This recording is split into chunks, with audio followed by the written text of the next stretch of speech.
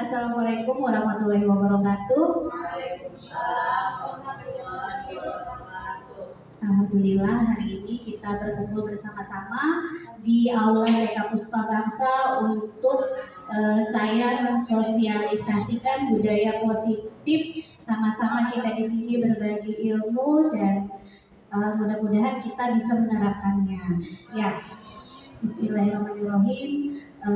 Yang terhormat Ibu Kepala TK Puspa Bangsa, Ibu Saidah AS SPD AUD, yang terhormat Bunda Guru TK Puspa Bangsa Banjarmasin dan Ustadz-Ustadzah yang sudah meluangkan waktunya untuk menghadiri dan menghadiri di kegiatan pada hari ini. Nah, untuk membuka sosialisasi budaya positif di hari ini, marilah kita berdiri sejenak untuk mengingat lagu kebangsaan kita, yaitu Kita Sedang Berada di Negara Indonesia. Kepada seluruh peserta budaya positif, disilakan untuk berdiri, dipersilakan.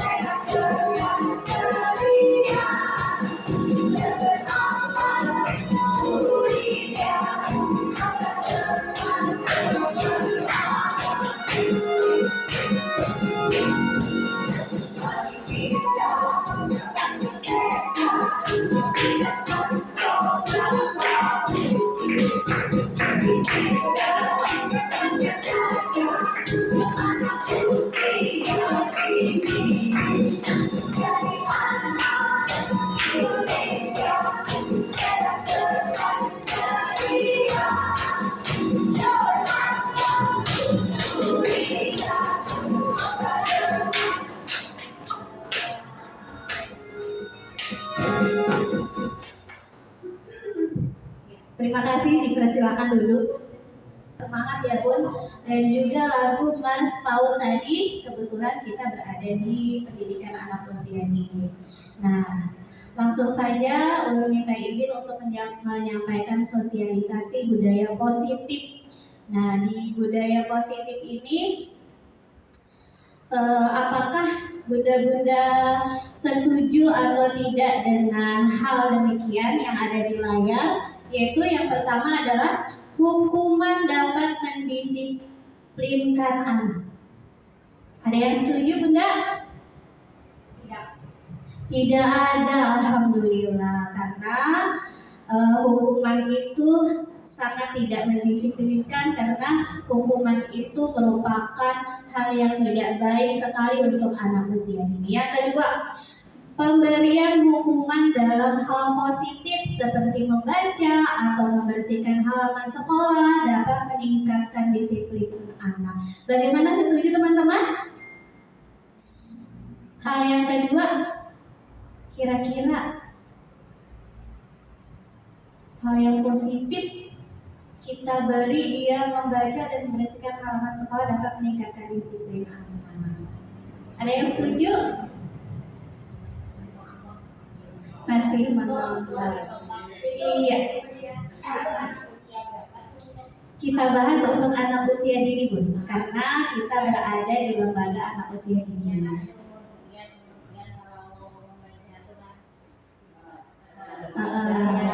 Mungkin ya, untuk membaca mungkin melihat gambar pada kita di sini, bukan membaca. Berarti masih mengambang. Nah, yang ketiga, memberi penghargaan dapat meningkatkan motivasi belajar anak. Bagaimana, setuju teman-teman? Setuju ya? Nanti kita akan bahas. Kita tampung pertanyaan yang seadanya dulu karena teman-teman sudah setuju. Kita next. Nah, di dalam konsep-konsep budaya positif ini, yang pertama adalah konsep perubahan paradigma belajar. Yang kedua, disiplin positif. Yang ketiga, motivasi perilaku manusia. Yang keempat, kebutuhan dasar. Dan lima, posisi kontrol restitusi. Yang keenam, keyakinan kelas. Dan yang ketujuh, segitiga restitusi. Apakah konsep-konsep ini? Mari kita jelaskan sama-sama di slide berikutnya. Nah, teman-teman, kita tahu kita berkecimpung di dunia pendidikan anak usia dini, yang dimana perubahan paradigma belajar itu tidaklah mudah untuk kita. Yaitu di sini dalam artian pembelajaran paradigma baru merupakan pembelajaran yang dirancang berdasarkan prinsip pembelajaran yang berdiferensiasi. Nah, sehingga peserta didik anak usia dini belajar sesuai dengan kebutuhannya dari tahap perkembangannya untuk mewujudkan profil pelajar Pancasila. Jadi kita sebagai guru harus menanamkan profil Pancasila ini. Kemungkinan sekolah kita ini bukan sekolah penggerak, tetapi tetaplah semangat untuk menuju ke sana. Yaitu di sini ada profil Pancasila, ada 5, yaitu bernaral kritis, kreatif, bergotong royong, berkebenaan global, dan beriman bertakwa kepada Tuhan yang Maha Esa dan mandiri. Jadi guru-guru di sini bisalah menyisipkan sedikit-sedikit atau langsung banyak, tidak apa-apa, strategi tergantung teman-teman semuanya. Next, yaitu kegiatan di dalam profil Pancasila tadi ada kegiatan pemantik rupanya teman-teman. Nah, di sini saya akan coba bacakan. Anda dan teman Anda akan melakukan cobalah buka. Anda adalah A, Tugas Anda adalah mengepal salah satu tangan Anda. Coba Anda bayangkan bagaimana Anda menyimpan sesuatu yang sangat berharga di dalam kepalan Anda itu. Nah, Anda perlu menjaga benda tersebut seakurat tenaga Anda karena begitu penting untuk kehidupan Anda. Tugas rekan B adalah mencoba dengan segala cara untuk membuka kepalan tangan Anda itu. Nah, teman Anda ini telah membujuk-bujuk, telah menghardik, mengintimidasi, memarahi, menggoda, bahkan menawari uang agar Anda bersedia membuka kepalan tangan Anda itu. Nah, itulah contohnya, Bunda. Next. Di perubahan paradigma, teori kontrol yaitu teori pilihan. Nah, di sini ada ilustrasi guru mengontrol murid. Bagaimana kita sebagai guru harus mengontrol murid? Apakah kita harus bagaimana sikap kita menghadapi anak usia dini ini? Yang kedua, ilusi bahwa kritik dan membuat orang merasa bersalah dapat menguatkan karakter. Yang ketiga, ilusi bahwa semua penguatan positif efektif dan bermanfaat. Yang keempat adalah ilusi bahwa orang dewasa memilih hak untuk memaksa.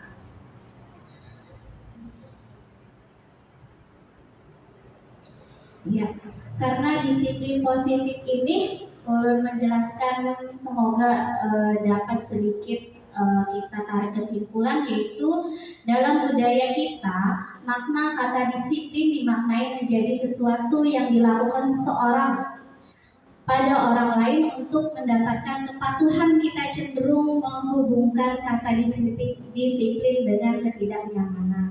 Berarti disiplin positif ini ada dua, Bu, disiplin guru dan disiplin ke anak. Nah, mudah-mudahan kita bisa disiplin positifnya mulai dari dalam diri kita dulu, mulai dari entah itu kegiatan, perbuatan yang positif dari dalam diri kita, entah itu untuk teman-teman, teman sebaya, sesama guru di kelas, sesama warga sekolah. Nah, itu yang dimaksud, Bun. Sebagai pendidik, tujuan kita adalah menciptakan anak-anak yang memiliki disiplin sehingga mereka bisa berperilaku dengan mengacu pada nilai-nilai kebijakan universal dan memiliki motivasi intrinsik bukan ekstrinsik. Nah, di sini yang dimaksud itu pendidikan kepada anak usia dini, bukan kita tujuannya untuk memaksa apa yang kehendak guru, tetapi sekarang zaman milenial kita harus mengikuti zaman.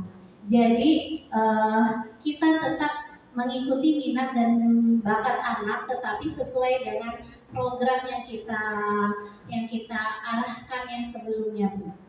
Nah, disiplin positif merupakan salah satu cara penerapan disiplin yang bertujuan untuk menumbuhkan kesadaran serta memberdayakan anak untuk melakukan sesuatu tanpa paksaan, ancaman maupun hukuman. Mudah-mudahan di lingkungan kita di sini tidak ada yang adanya paksaan, ancaman maupun hukuman. Kalaupun ada, kita ganti dengan kalimat-kalimat positif. Itu aja, Bu.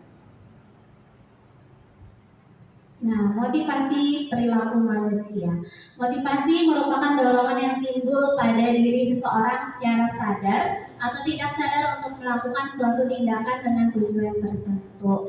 Yang pertama, menghindari ketidaknyamanan hukuman.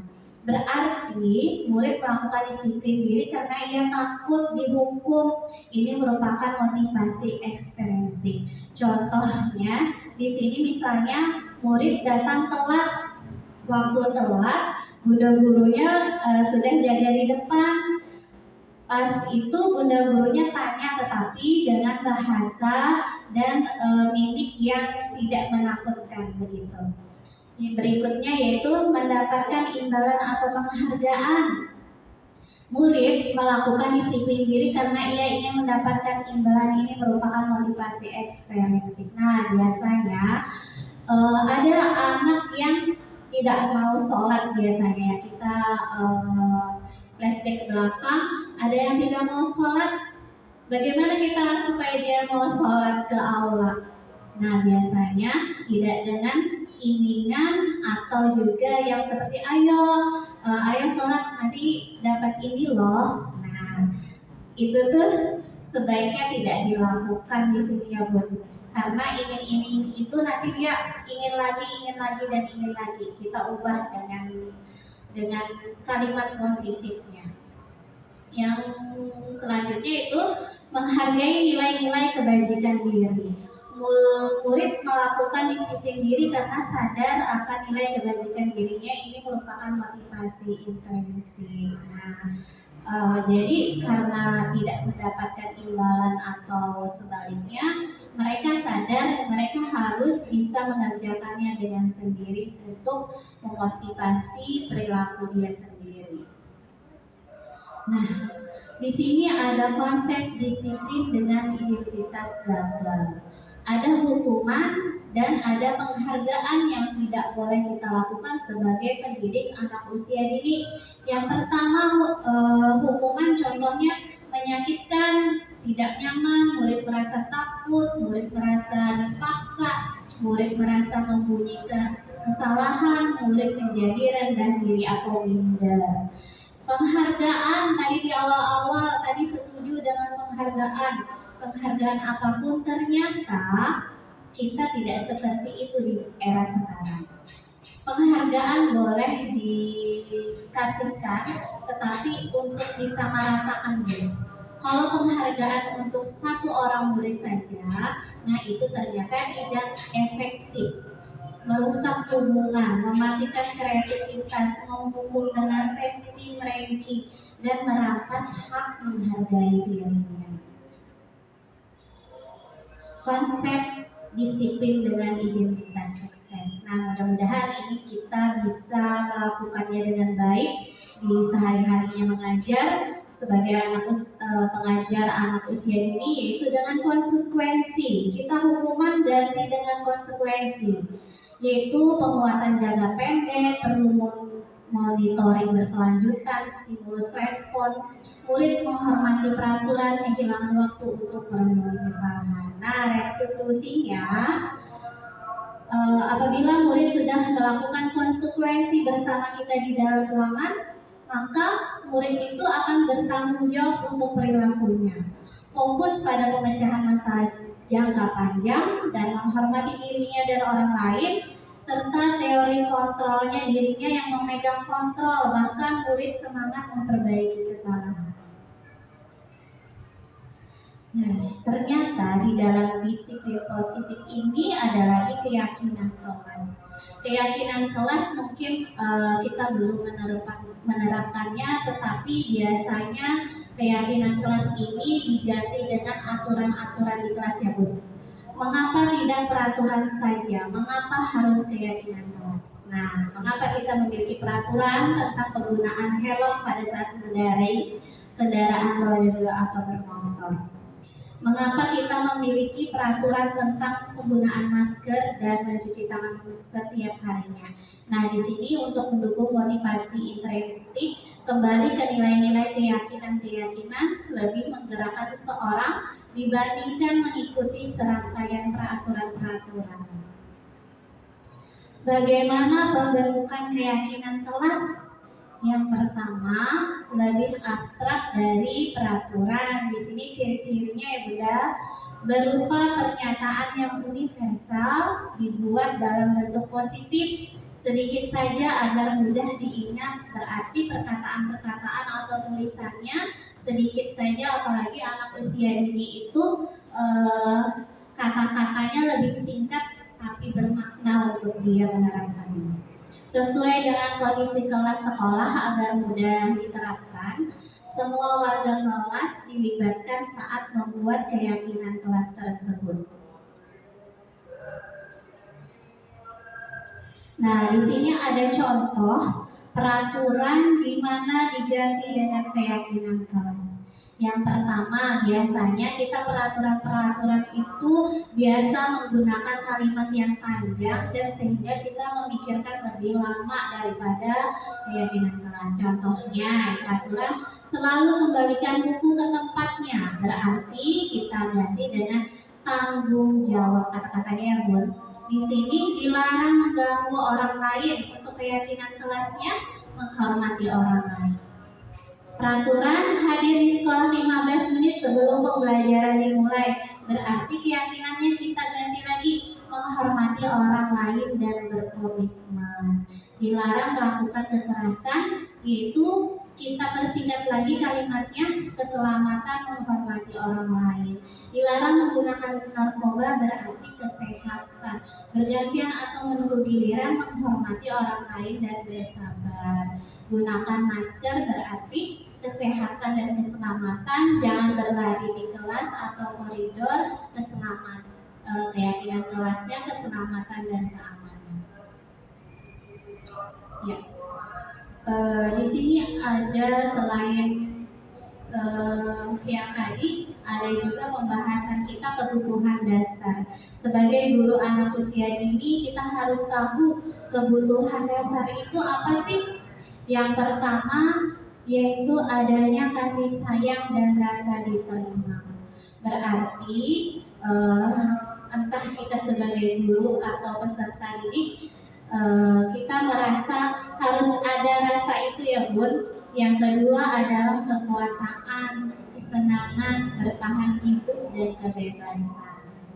Sambil Bun menjelaskan, silakan diisi absennya dan silakan dimakan dulu kuenya seadanya, silakan diminum. Untuk kebutuhan bertahan hidup di sini diartikan kebutuhan yang bersifat fisiologis untuk bertahan hidup seperti kesehatan, rumah, dan makanan. Untuk kasih sayang dan rasa diterima, yaitu kebutuhan untuk disayang dan diterima meliputi kebutuhan akan hubungan dan koneksi sosial.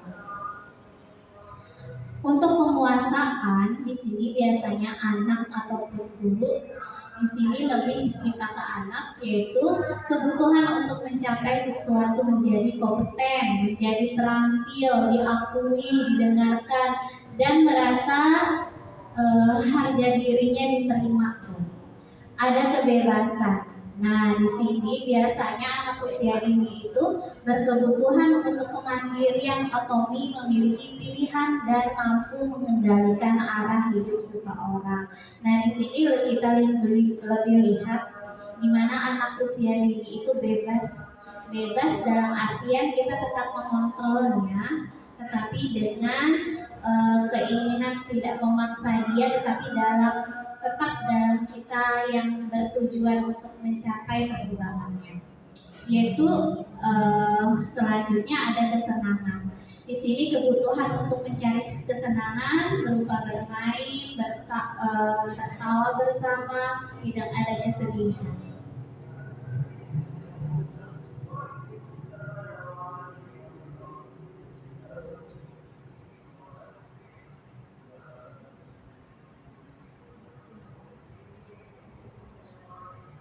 Nah, inilah posisi kontrol restitusi, di mana kita sebagai seorang guru, ada yang jadi orang tua, ada yang jadi mama, ada yang jadi kakak, ada yang jadi abah. Kita sebagai guru ada di posisi mana pada saat ini? Apakah posisi kontrol berupa penghukum? Apakah membuat rasa bersalah? Apakah posisinya sebagai teman kepada murid, sebagai teman kepada anak, teman sejawat, atau pemantau yang suka mantau-mantau, atau juga seperti manajer.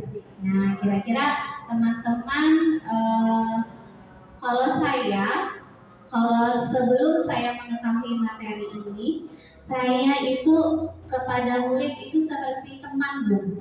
Ternyata saya salah. Di sini kita jauh terlemparnya. Kita harus seperti di sini pembelajaran berdiferensiasi. Kita harus menjadi guru sebagai manajer. Entah itu sebagai guru, teman, orang tua atau apa, kita harus seperti manajer. Nah, di sini dalam artian apakah menghukum itu bagi guru dalam istilahnya, yaitu Seorang penghukum bisa menggunakan hukuman fisik maupun verbal. Orang-orang yang menjalani posisi penghukum senantiasa mengatakan bahwa sekolah memerlukan sistem atau alat yang dapat menekan murid-murid lebih dalam lagi. Ternyata guru yang menerapkan posisi penghukum akan berkata lebih kasar, Bu. Intonasinya nyaring. Nah, patuhi aturan saya atau awas, kamu selalu saja salah. Nah, begitu. Saya juga pernah seperti itu, Bu, pada anak-anak.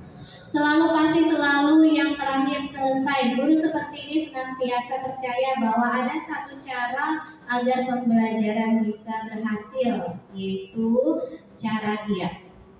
Dia beranggapan caranya paling benar, padahal tidak seperti itu. Yang kedua, membuat merasa bersalah. Nah, di sini ada guru yang posisi kontrolnya membuat merasa bersalah kepada murid atau kepada teman sejawat, yaitu pada posisi ini biasanya guru akan bersuara lebih lembut, membuat rasa bersalah atau menggunakan keheningan yang membuat orang lain merasa tidak nyaman. Mereka akan mencari-cari kesalahan di balik kesalahannya itu lagi. Kata-kata yang keluar dengan lembut seperti ini, ibu sangat kecewa sekali dengan kamu. Berapa kali bapak harus mengetahui kamu ya? Nah, gimana coba kalau orang tua kamu tahu berbuat begini? Di posisi ini, murid akan merasa penilaian dirinya yang terburuk tentang dirinya sendiri, merasa tidak berharga dan tidak mengecewakan orang-orang disayang. Mudah-mudahan kita tidak ada di posisi ini. Next, posisi teman. Nah, di sini saya sebelum mempelajari ini saya selalu ini. Itu guru pada posisi ini tidak akan menyakiti murid. Namun, tetap berupaya mengontrol murid melalui persuasi. Posisi teman pada guru bisa negatif atau positif. Guru di posisi teman menggunakan hubungan baik dan humor untuk mempengaruhi seseorang. Mereka berkata, ayo bantulah, ayo ingat tidak ada bantuan Bapak selama ini. Ya sudah kali ini tidak apa-apa, selalu memaafkan, tidak ada untuk memotivasinya untuk melakukan yang lebih baik. Hal ini mungkin timbul adalah murid yang akan bertindak untuk guru dan tidak untuk guru lainnya. Murid akan tergantung pada guru tersebut. Next, posisi kontrol selanjutnya yaitu pemantau. Di sini pemantau berarti mengawasi. Pada saat kita mengawasi, kita bertanggung jawab atas perilaku orang-orang yang kita awasi. Posisi pemantau berdasarkan pada peraturan-peraturan dan konsekuensi dengan menggunakan sanksi atau konsekuensi. Kita dapat memisahkan hubungan pribadi kita dengan murid. Seperti apa yang telah kamu lakukan? Pertanyaan-pertanyaan yang diajukan seseorang pemantau seperti peraturan apa, sanksi atau konsekuensinya. Misalnya kemarin itu ada Rehan selalu tidak naruh sendal atau sepatunya. Sikap saya sebagai guru, saya seperti memantau, ternyata sikap saya itu salah. Saya selalu, kenapa Rehan? Padahal konsekuensi kita begini, kenapa Rehan begini? Begitu. Posisi ini akan menggunakan stiker, slip catatan, daftar cek posisi pemantau sendiri berawal dari teori stimulus respon yang menunjukkan tanggung jawab guru untuk dalam mengontrol muridnya. Nah, ini posisi sekalinya posisi yang paling benar di pembelajaran berdiferensiasi. Nah, seorang guru itu harus memiliki sifat manajer.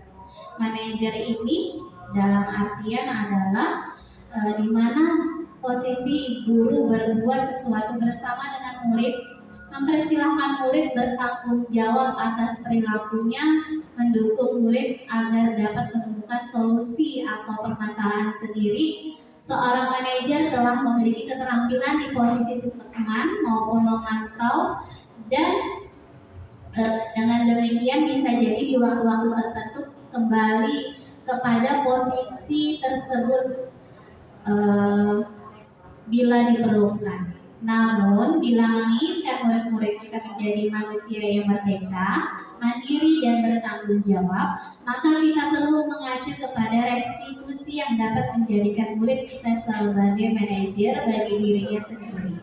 Di mana manajer murid diajak untuk menganalisis kebutuhan dirinya maupun kebutuhan orang lain. Nah, di sini penekanan bukan ada kemampuan membuat konsekuensi, namun dapat berkolaborasi dengan murid bagaimana memperbaiki kesalahannya. Oke, di sini ada contoh penerima penerapan 5 posisi kontrol. Nah, yaitu peserta didik tidak memakai atribut lengkap pada saat upacara bendera. Penghukum biasanya melakukan atau mensuarakan suara yang sangat tegas. Ini bapak atau ibu gurunya selalu mengatakan patuhilah aturan sekolah, lalu berdiri di depan barisan. Contoh membuat rasa bersalah, berapa kali ibu guru harus memberitahu kamu, ibu guru kecewa sama kamu. Nah, untuk teman, posisi kontrol sebagai teman, ayolah yang tertib, buat ibu guru bangga, kali ini tidak apa-apa kamu salah. Mudah-mudahan kita tidak seperti itu. Untuk memantau, kamu sudah melanggar apa peraturan dan konsekuensinya. Nah, sebagai manajer, apakah kamu tahu kesalahanmu? Kira-kira bagaimana kamu akan memperbaiki kesalahan ini? Mudah-mudahan kita sebagai manajer aja ya teman-teman, tidak sebagai penghukum. Yang terakhir adalah kita akan membahas segitiga restitusi.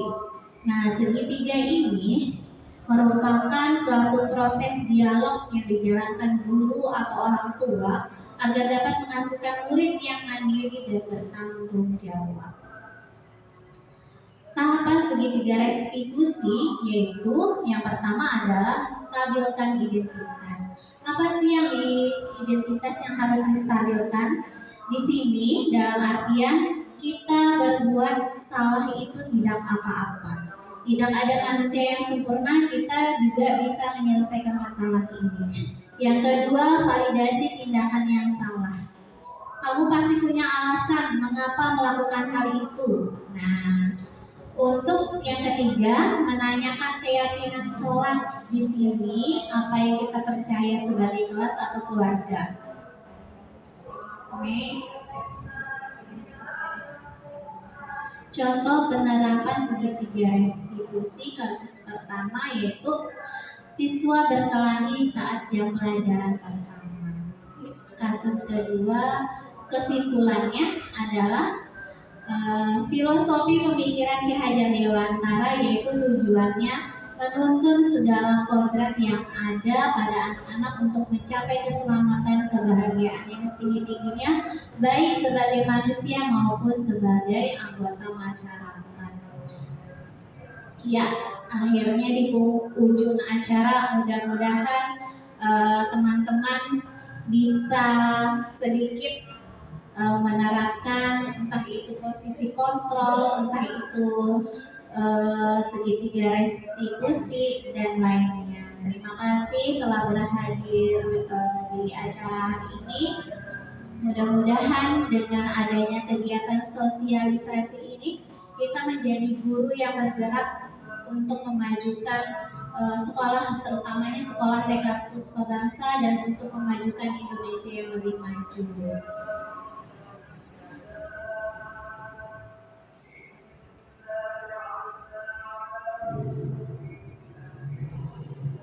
Ya, apakah dibuka sesi pertanyaan pun ada yang mau nanya?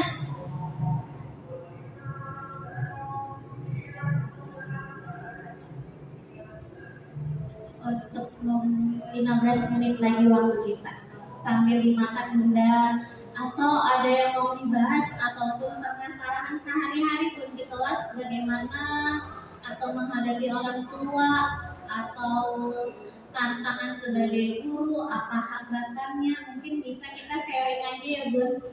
Mungkin bisa ulun tanya atau sama-sama kita memecahkan permasalahan yang ada di kelas atau sesama teman sejawat. Mumpung hari ini kita berkumpul bersama. Silahkan, ada pertanyaan?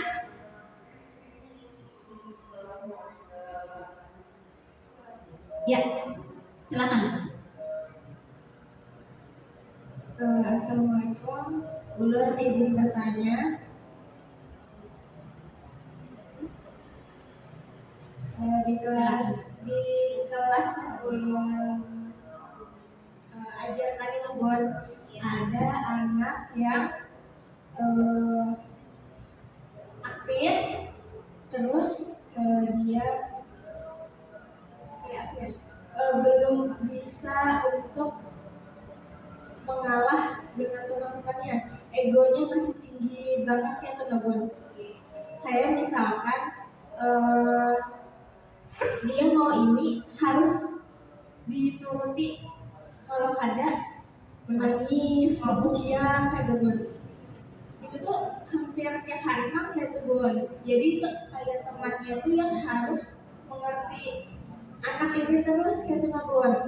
Ulun ini bingung juga tuh Bon. Sudah ulun kayak pelan-pelan ulun beritahu, dengan tegas juga ulun beritahu, tapi tetap anaknya ini kada ada perubahan kayak teman. Itu tuh kayak apa Bon, untuk menyikapinya ulun sebagai guru di kelasnya itu sih Bon. Alhamdulillah, pertanyaan yang luar biasa hebat, di mana pertanyaan ini selalu ada di guru-guru TK, entah itu di usia 0 sampai 6 tahun. Di sini Bunda Ria mengalami permasalahan murid yang selalu mau dituruti terus, padahal kan tidak selalu diturutin karena ada teman-teman yang lain juga yang harus kita penuhi perkembangannya, tidak selalu murid itu. Nah, ulun hendak bertakun itu usia berapa Bun? 4 tahun. Apakah dia sudah bisa berinteraksi seperti tatap mata atau bersuara? Bersuara, komunikasi bisa. Ya. Mungkin kenapa dia begitu mungkin ya? Karena dia siapa namanya Bu? Yura. Iya. Iya, berarti di sini bukan tugas Bunda Ria aja yang kesulitan. Kita harus berbagi tugas, Bun. Kita harus berbagi terutama sama mamahnya. Nah, kita gali lagi ke mamahnya, kenapa ya Yura seperti ini? Tapi pas saya ulun lihat, kebetulan ulun pernah jadi guru Yura. Kebetulan Yura dulu tuh tidak selancar begini bicaranya, masih baik banget.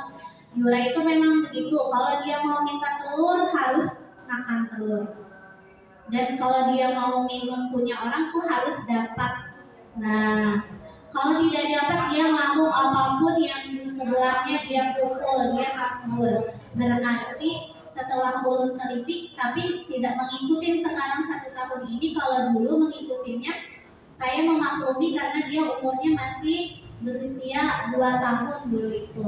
Saya analisis, oh dia masih anak-anak, ternyata sekarang sudah 2 tahun sekolah tetap seperti itu. Berarti ulun teliti lagi Bun, berarti Yura itu ada permasalahan di perkembangan sosial emosionalnya. Dia tidak bisa menahan rasa amarah yang berlebih. Nah, jadi ulun itu kebetulan mengajar kakaknya ya, Sky waktu itu. Sky waktu itu seperti itu juga, tapi dia bisa menahan karena dia anak yang pertama. Kemungkinan kita kembali lagi ke urutan anak tersebut. Biasanya kalau anak pertama itu lebih mengamuk kakak dedeknya, sedangkan biasanya dedek yang terakhir semaunya dia aja.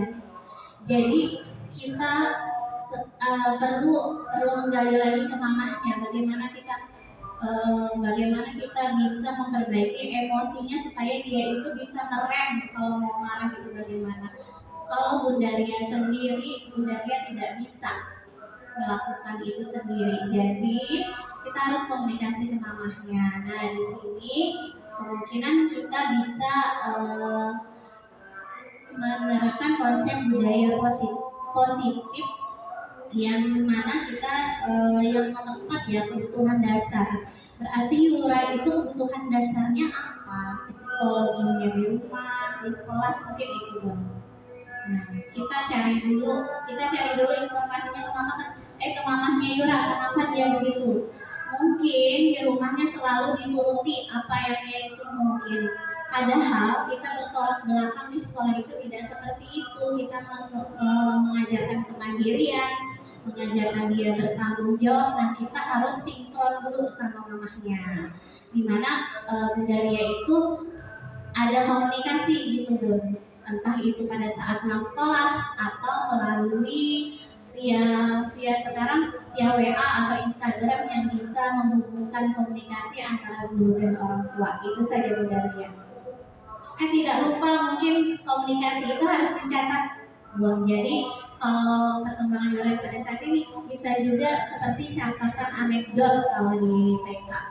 Nah, mungkin itu saja Bunda. Mudah-mudahan bisa terbantu. Ada lagi pun yang bisa menambahkan, mungkin Bunda Siti ya lebih banyak pengalaman di Puspa Bangsa. Bagaimana cara menangani anak seperti itu? Ya.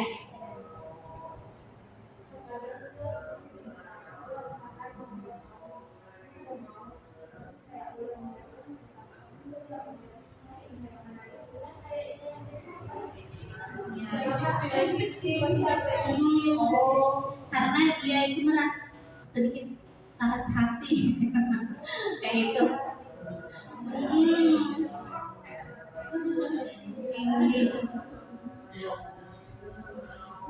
Ya mungkin Bunda Siti bisa menambahkan supaya Bunda Saidah, silakan Bunda Saidah. Lebih berpengalaman karena baru beberapa tahun dan baru juga punya anak di rumah maupun punya anak di sekolah. Baru mungkin silakan Bunda Saidah, bagaimana kita menangani anak yang maunya menang sendiri, harus dia yang diutamakan daripada temannya. Kalau tidak diturutin dia ngamuk. Silakan. Assalamualaikum warahmatullahi wabarakatuh. Waalaikumsalam warahmatullahi wabarakatuh. Terima kasih atas kesempatannya. Kalau yang masalah ini, kalau menurut Ulun dan sesuai dengan pengalaman Ulun selama ini menghadapi anak-anak yang satu sama lainnya kan beda-beda. Kalau untuk kasus seperti Yura, itu memang antara pendidikan di sekolah dan pendidikan di rumah kayaknya kan belum nyambung. Sama itu si Yura kan kelompok bermain, playgroup lebih muda dari yang taman anak-anak. Jadi kalau si Yura ini di rumah awal pendidikan dari orang tua seperti itu. Jadi kalau di sekolah dibawa oleh Yura perilaku yang diperlakukan di rumah, kita memang tidak bisa langsung merubahnya. Kemudian salah satu cara untuk anak-anak kelompok bermain juga untuk TK kalau mereka bermasalah, itu kita tidak bisa dengan ucapan saja. Kita banyak berinteraksi dengan yang disukai oleh anak-anak, bisa dengan lagu, bisa dengan puisi, kemudian kita ajak bermain bersama-sama untuk menggiring mereka untuk memberikan pembelajaran bagaimana perilaku yang baik di sekolah, bagaimana perilaku yang baik dengan teman-teman, bagaimana sikap yang baik dengan guru, dengan orang tua.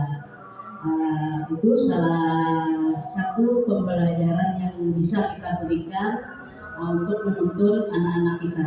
Dan juga betul kita banyak komunikasi dengan orang tuanya. Jadi nanti kalau yang bisa kita komunikasi dengan orang tua, kita gali, kita tanya bagaimana Yura di rumah, dia suka begini. Nah kalau yang pembelajaran ilmu pembelajaran di sekolah, kalau bisa anak kita si Yura diajarin untuk tidak selalu apa yang diinginkan itu selalu ada, selalu terpenuhi. Jadi diajarkan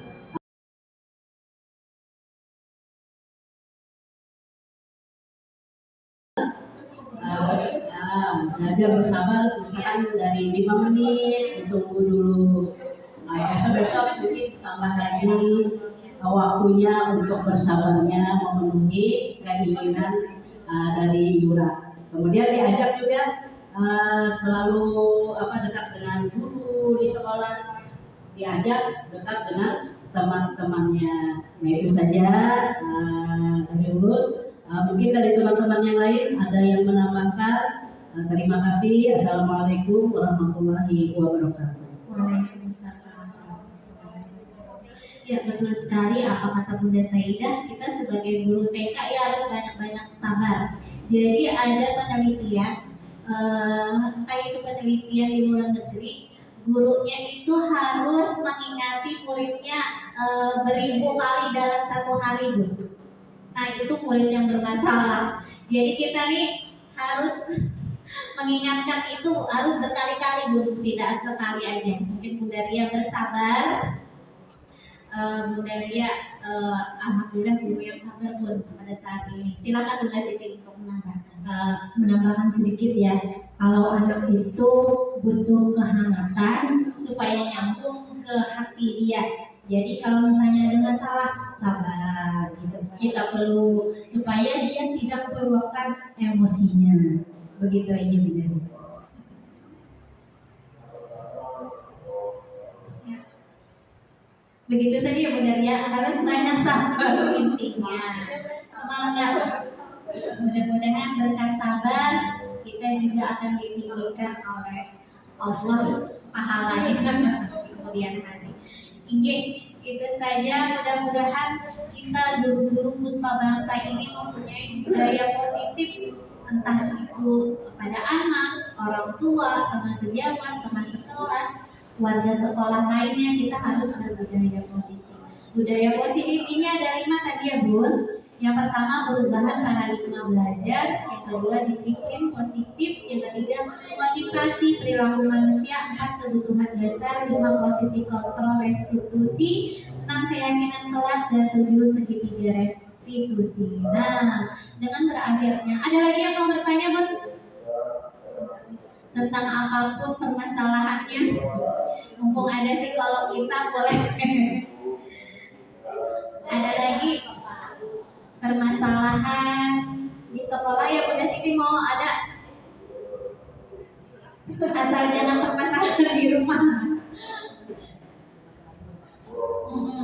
Ya Bun, silakan Bunda Siti. Kalau keluar dari area kelas misalnya, ini kan ada orang tua yang tidak ya yang masih di luar gitu. Nah, bagaimana kita selaku guru supaya orang tuanya percaya sama guru itu dan juga tidak selalu memantau atau jadi kalau ada sedikit aja nanti gurunya dihujat atau dituding gitu, kesalahan yang dicari dari orang tua. Nah, masalahnya ini gurunya tidak bisa berbuat apapun karena orang tuanya masih ada di luar. Padahal anak itu sudah mandiri, sudah bisa apapun dengan sendirinya dia melakukan, tetapi orang tuanya tidak percaya sama guru itu. Bagaimana sikap kita sebagai guru supaya orang tua itu percaya dan mau meninggalkan anak itu? Berapa bulan ini tidak bisa saya mencarikan solusinya dan memadati orang tuanya. Itu sudah berapa bulan berjalan? Para 1 semester Bunda ya. 4 bulan. Iya. Agustus, September, Iya. Oktober, Ah, Nah, ini orang tua ini termasuk kebutuhan dasar kita, Bu. Kebutuhan dasar. Nah, kan kita ada kasih sayang dan rasa diterima, ada kesenangan, ada kebebasan, kekuasaan, dan bertahan hidup. Nah, mungkin orang tua yang tidak mau melepas anaknya, mereka tidak merasa dia bertahan hidup. Bagaimana anakku di situ, aku di sini, bisa lah ini aku kayak itu, gurunya seibu aja. Mungkin itu, mungkin kurang percaya kepada guru. Padahal tidak seperti itu. Di dalam itu guru mengutamakan rasa kenyamanan anak sudah. Mungkin kurang apa ya orang tua itu, mungkin kurang percaya itu kenapa, kita gali lagi gitu, Bun. Sebelumnya untuk kenapa orang tua itu tidak percaya, mungkin ada sesuatu hal yang belum kita komunikasikan dengan orang tua. Bunda Siti sudah komunikasi dengan orang tua. Gini ya, saya juga di sini aja. Saya pernah WhatsApp dengan orang tuanya secara langsung. Katanya dari awal dia masuk ini, karena kan kita sekarang kan ada pergantian kepala sekolah. Jadi di awal Mungkin gurunya tidak enak, selalu di monitor, merasa mungkin salah kayak gini, salah ini, salah itu, salah mungkin kayak gitu, Bun. Kita kembali lagi flashback ke belakang. Ini saran dulu. Peraturannya apa sih yang kita ini kan yang sudah itu, misalnya orang tua tidak menunggu lagi gitu ya, Bu ya? iya, Sebenarnya. Nah, tidak menunggu lagi dalam artian tidak di dalam kelas atau tidak berada di area sekolah. tidak berada di area sekolah. Bunda. Benar, tercatat seperti itu.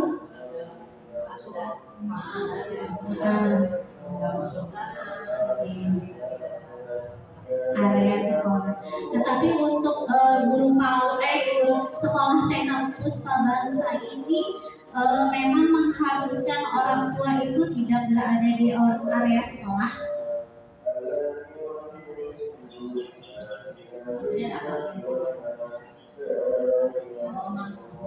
Area sekolah itu dalam artian teras, itu parkir, halaman. Kalau di dalam sekolah itu di dalam kelas itu begitu, Bunda. Mungkin kita telah dari situ dulu. Iya. Sedikit lah. Setelah bulan ini kan baru 2 bulan kan, bulan sekarang. 2 bulan ini lu masih Agustus, September, monitor. Oktober, 3 bulan. 3 bulan nanti. Masih monitor.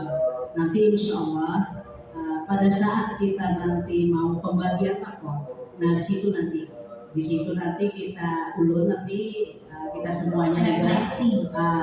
kita refleksi, kemudian kita sama-sama orang tua observasi. Nanti kita akan kita kembalikan, mengingatkan perjanjian, ada perjanjian anak-anak masuk ke sini. Nah, mungkin itu komunikasinya yang kurang. Kemudian yang kemarin ada pelonggaran tanpa memikirkan yang akan datang itu seperti apa, karena terlalu longgar. Tapi tidak semua. Sampai dia orang-orang tua yang menunggu ini kan dia tidak bekerja. Nah, kemudian tidak memikirkan pekerjaan kalau di rumah itu kan ada, misalkan yang mencuci apa kan. Lalu ada teman-temannya lagi yang kita yang mendukung untuk bersama-sama nongkrong. Nggak ada lagi tempat nongkrong, sekalian di sekolahan ada tempat dari sekolahan kita besar kan. Nah, teras kita ada, gazebo kita ada. Kita aja nanti kita sama-sama mengingatkan sama orang tua, kita kembali mengingatkan peraturan, kemudian kita nanti bersama-sama apa sih solusinya supaya orang tua enak, guru-guru juga enak dilihat, enak dirasa semuanya. Iya. Ya, ini Mudah-mudahan. Selalu ngintip, iya betul. Kalau Bunda Siti melakukan ini, Bunda Oh Siti. ya, gitu. Nanti ibaratnya ikut campur lah di dalam kelas masalahnya.